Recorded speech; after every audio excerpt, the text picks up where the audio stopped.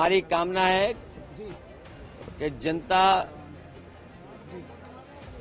सुख समृद्धि और खुशहाली के रास्ते पर जाए। जनता का कल्याण के लिए संकल्प करने, कामना करने भी आए हैं। हमारी यही कामना है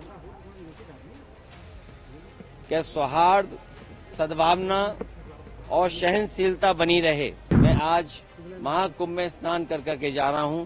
मैंने 11 डुबकी लगाई है। महाकुंभ में शामिल होने आया हूं। महाकुंभ में शामिल होने आया हूं। हमारी कामना है कि जनता सुख समृद्धि और खुशहाली के रास्ते पर जाए। जनता का कल्याण के लिए संकल्प करने, कामना करने भी आए हैं। जहां ये कुंभ जिस स्थान पर संगम है, 3 नदियां मिलती हैं, गंगा, यमुना, सरस्वती। हमारी यही कामना है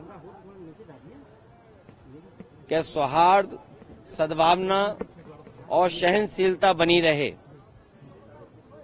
महाकुंभ के आयोजन में ये पौराणिक है कि बिना बुलाए और अपने आप सब लोग आते हैं। अपनी व्यक्तिगत आस्था है उनकी सबकी। आज हमें भी मौका मिला है।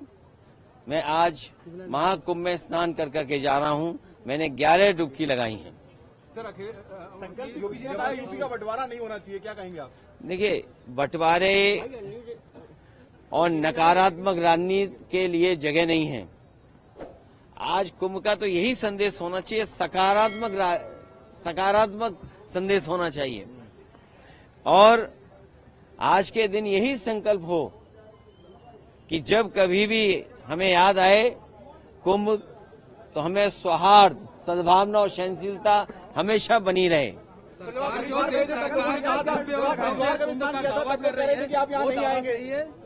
देखिए, गंगा में स्नान और त्योहारों के दिन स्नान, जिस दिन मैंने वहां पर हरिद्वार में स्नान किया था, उस दिन भी एक त्योहार था। बहुत बड़ा त्योहार है। भारत देश के लोग कोने कोने में अलग अलग नाम से इस त्योहार में शामिल होते हैं। उस दिन हरिद्वार में स्नान किया था और आज संगम में स्नान करने का मुझे मौका मिला है। योगी जी कह रहे हैं बुलडोजर चलता रहेगा, नहीं रुकेगा बुलडोजर। देखिए, बुलडोजर चले नहीं चले, सरकार कैसे बचेगी? ये बताइए, जब सरकार ही नहीं होगी तो बुलडोजर किसके पास होगा? संकल्प यही है कि सौहार्द बना रहे, सद्भावना बनी रहे, सहनशीलता हो, और जो भी स्नान हो सहनशीलता के साथ स्नान होना चाहिए। ये सरकार के लोगों को कोई स्पोर्ट्स इवेंट नहीं बनाना चाहिए इसको। ये आप जो सरकार पर बुलेटिन जारी करते हैं, अब वो आगे जारी होगा या अब खत्म होगा? आपने आके व्यवस्थाओं को देख लिया है? देखिए, समाजवादी सरकार में भी और पहले भी नेताजी को भी और हम लोगों को भी कुंभ के आयोजन को करने का मौका मिला था। जो उस समय कुंभ हुआ था, कम संसाधन में सरकारें अलग अलग थीं। यूपी में सरकार दूसरी पार्टी की थी, समाजवादी पार्टी की थी। दिल्ली में सरकार दूसरी पार्टी की थी। लेकिन उसके बावजूद भी कम संसाधन में 800 और 1300 करोड़ में वो महाकुंभ या कुंभ से जो 12 साल बाद होता है, वो कुंभ कराया गया था। सर, पहले और आज तो सुनने में आ रहा है कि 7,000 करोड़ 10,000 करोड़ खर्च हो रहा है। अगर यहाँ लोगों को असुविधा हो रही है चलने के लिए, मैंने खुद अपनी आंखों से देखा है कि बुजुर्ग, जो महिलाएं हैं, जो पुरुष हैं, वो कितनी दूर से चल करके आते हैं। अगर आप कुंभ में इतने 1,000 करोड़ रुपए खर्च कर रहे थे, तो कम से कम बुजुर्गों के लिए कोई ऐसी व्यवस्था होती जो बुजुर्गों को ज्यादा पैदल नहीं चलना पड़ता।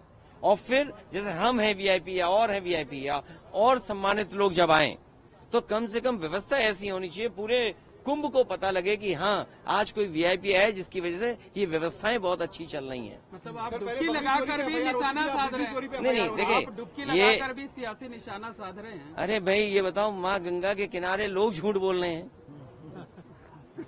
और मैं तो आपसे कहूंगा, देखिए, माँ गंगा के किनारे न जाने कितनी बातें कही जा रही हैं, वो क्या सच हैं?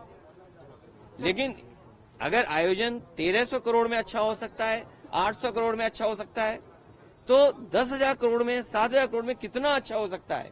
उसमें तो न कोई ट्रैफिक की दिक्कत होती, न कोई पानी की दिक्कत होती, न साधु संतों से बिजली का बिल लिया जाता या उनको असुविधा होती, या जो चीजें महंगी है वो भी सस्ती होती।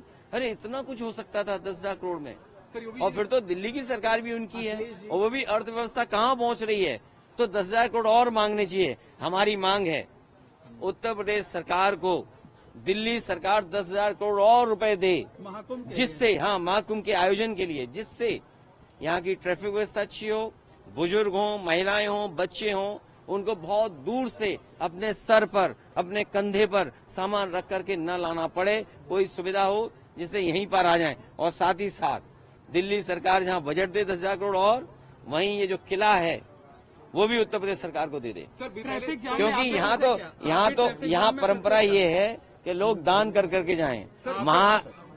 महादानी सम्राट हर्षवर्धन जो हमारा रिटर्न डॉक्यूमेंट है, जहां हमें पौराणिक महाकुंभ के बारे में या कुंभ के बारे में जानकारी मिलती है, वो सम्राट हर्षवर्धन से जुड़ी हुई मिलती है। वो यहाँ दान करने आते थे, पुण्य के लिए आते थे। हम भी आज आए हैं, डुबकी लगाए हैं, सौहार्द हो, सद्भावना हो, सहनशीलता बनी रहे, लोगों की खुशहाली हो, जनता का कल्याण हो, हमारा देश तरक्की करे, समाज आगे बढ़े, हमारा गणतंत्र मजबूत हो, ये सब चीजों को लेकर के यहाँ पर नेताजी की जो मूर्ति लगाई गई है वहाँ पूजा हो रही है और तमाम संत महात्मा उस पर सवाल उठा रहे हैं। देखिए नेताजी की प्रतिमा लगाने के लिए मैं बधाई देना चाहता हूँ और सरकार से कहूंगा कि सभी साधु संतों की उतनी ही तस्वीर लगे जितनी सरकार ने अपनी तस्वीर लगाई है। सर योगी जी ने कहा है कि 2024 में इंडी गठबंधन ने विदेशी पैसों का दुष्प्रचार किया, तभी तो इतनी सीटें पा पाए। समाजवादी पार्टी ने कोई गलत प्रचार नहीं किया।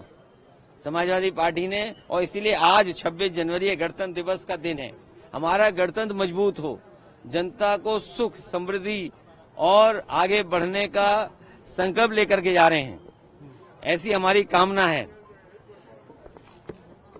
संविधान का सम्मान हो, आज के दिन ये भी संकल्प लेना है। सर तीर्थ स्थलों का सच सामने आएगा, संभल का भी सच सामने आएगा, योगी जी कह रहे हैं। देखिए संभल का जब भी सच आएगा तो सरकार के बहुत सारे लोग कटघरे में खड़े होंगे। ये जगह, ये मौका नहीं है जहां पर संभल की चर्चा की जाए।